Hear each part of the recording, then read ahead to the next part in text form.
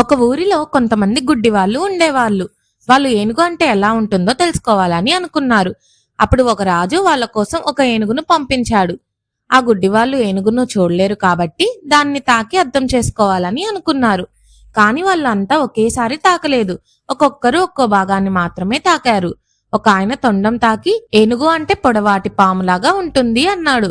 మరొక ఆయన కాలు తాకి కాదు, ఏనుగు అంటే ఒక పెద్ద స్తంభం లాగా గట్టిగా ఉంటుంది అన్నాడు.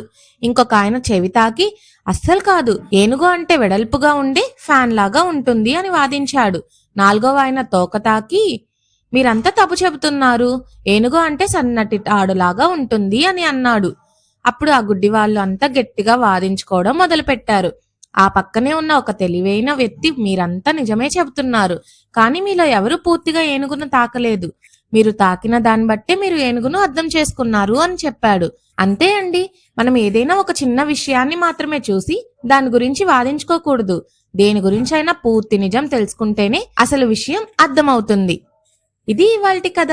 ఇలాంటి మరిన్ని కథల కోసం టెల్సోల్ ఛానల్ ను సబ్స్క్రైబ్ చేసుకోండి.